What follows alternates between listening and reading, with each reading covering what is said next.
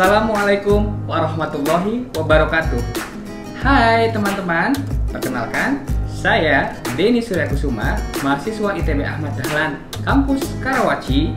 Kali ini saya mau memberikan kalian informasi penting terkait dengan sejarah perjalanan desain komunikasi visual dengan segala macam aliran dan gaya yang saya ketahui, yang sudah saya browsing untuk bisa kalian tahu lebih dalam. Mau tahu?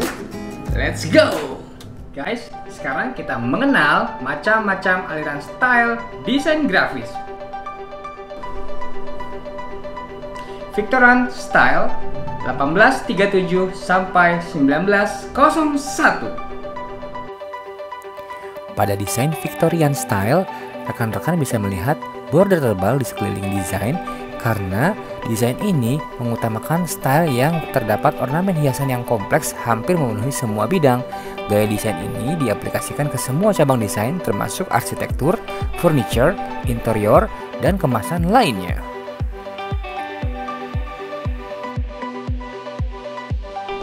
Art and Craft Style 1880 sampai 1910.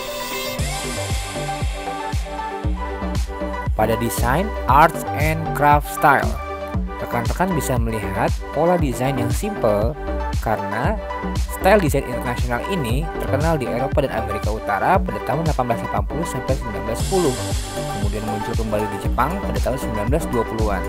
Gaya desain ini dibuat menggunakan bentuk sederhana dan menggambarkan pada kesan abad pertengahan, kesan romantis dengan lebih menekankan penggunaan tekstur dan ilustrasi tipografi.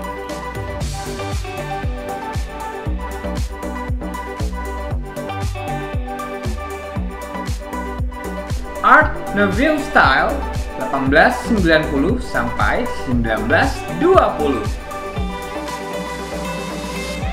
Pada Art Nouveau Style, rekan-rekan bisa melihat gaya gambar seolah ada sosok wanita atau perempuan di mana menjadi ciri khasnya karena di Eropa Barat dan Amerika sekitar tahun 1890 sampai 1920 ditandai dengan ornamen garis atau line dan kurva yang rumit, dibuat dengan palet warna yang cerah dan enak dipandang. Berbeda dengan Art Deco, style Art Nouveau terlihat digambar tangan atau hand draw dan menggunakan garis atau line serta bentuk alami, sedang style Art Deco menggunakan yang geometris dan gradasi warna yang lebih modern. Futurism Style 1900 sampai 1930. Pada desain ini, percampuran desain klasik dan juga beberapa aksen tipografi dengan warna-warna yang strong sangat mempengaruhi gaya abad 20-an. Early Modern Style 1910 sampai 1935. Sama seperti Futurism Style, Early Modern Style memperkuat halnya dengan objek geometris serta warna-warna kuat merah dan hitam yang diatur dalam blok asimetris. Early Modern tercipta ketika para seniman meninggalkan kebiasaan mereka dan mencoba bereksperimen untuk menciptakan style desain dan filosofi desain yang baru yang akan mempengaruhi semua desainer grafis di seluruh dunia.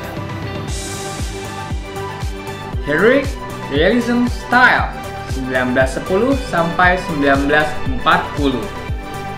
Heroic Realism Style seperti gambar di sini, kita bisa melihat ada salah satu I Want You for US Army Nearest Recruiting Station menampilkan beberapa hal yang berkaitan dengan seni desain grafis yang digunakan sebagai propaganda. Ciri-ciri utama dari style desain heroic adalah menampilkan citra realistik, menonjolkan satu orang tokoh sebagai objek utama. Art Deco Style 1920 sampai 1940. Art Deco populer pada tahun 1920 sampai 1940-an. Contoh sempurna dari style Art Deco dalam desain grafis dapat ditemukan di buku-buku komik, poster pameran mobil tua, sampul buku, dan poster film.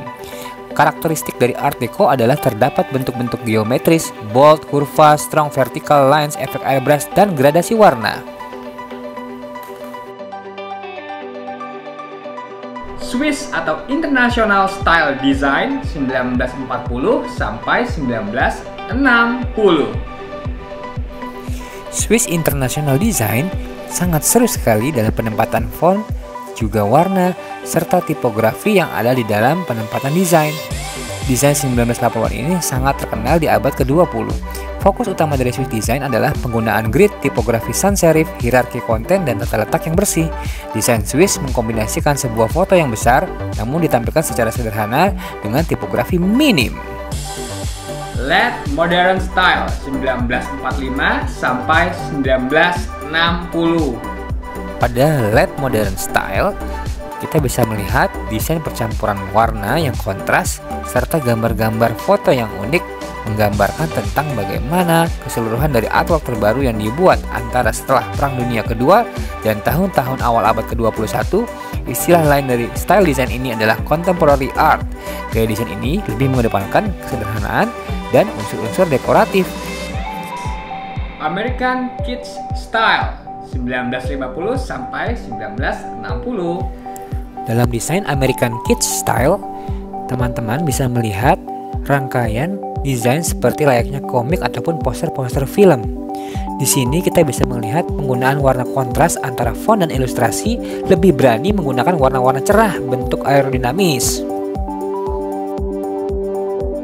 Psychedelic Style 1960 sampai 1970. Pada desain psychedelic style di era tahun 1960-an dengan kesan halusinasi dan juga banyak tipografi yang bersambung dengan desain ini, dari kacamata seni style, desain ini merupakan artwork yang sangat bagus. Namun gaya desain ini juga sedang jarang digunakan karena bentuk font yang sulit terbaca menghilangkan fungsi utama dari desain. Postmodern Style 1970 sampai 1990. Di era postmodern style tahun 1970 hingga 1990-an, banyak perubahan yang sangat luar biasa. Karena mengira ini hanya mix art atau style campur, namun pada kenyataannya adalah rancangan terbaru yang sangat keren. Grand Style 2000 sampai 2015. Di era Grunge Phase, Grand Style adalah sebuah evolusi desain baru yang muncul pada awal tahun 2000-an. Gaya desain ini sangat mudah dikenali dengan penggunaan tekstur kasar, efek bercak-bercak yang konsisten tapi garis tepi dan bordernya terletak yang teratur. Noda tekstur kotor, gambar robek, potongan kelas atau larutan sangat keren. Flat Design Style 2010 sampai saat ini. Oke. Flat Design Style sejak tahun 2010 hingga sekarang. Pada gambar ini bisa terlihat beberapa desain modern yang mengambil kesan urban, kemudian desain-desain up to date yang mengkombinasikan antara icon-icon atau aset dari sesuatu yang bisa digabungkan dengan tipografi ataupun karakter desain yang digunakan dan populer pada saat itu. Karena gaya desain ini lebih minimalis dengan pemilihan warna cerah yang nyaman dan dipandang. Metro Design Style 2012 sampai saat ini.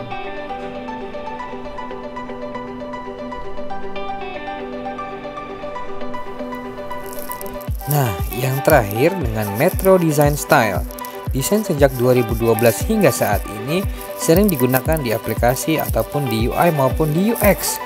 Kesan tipografi, perpaduan aset dan juga karakter-karakter yang digabungkan membuat sesuatunya menjadi lebih modern. Fokus utama dalam Metro Design adalah meningkatkan penggunaan pembaca dan pengamat dengan menampilkan desain yang rapi. Alhamdulillahirrahmanirrahim guys. Sekian informasi yang saya bisa sampaikan buat kalian. Semoga semuanya sangat-sangat berguna buat pendidikan kita maupun visual informasi terkait dengan desain komunikasi. Baik, saya Denny Suryakusuma undur diri. Sampai jumpa dengan tugas tinjauan desain selanjutnya. Bye.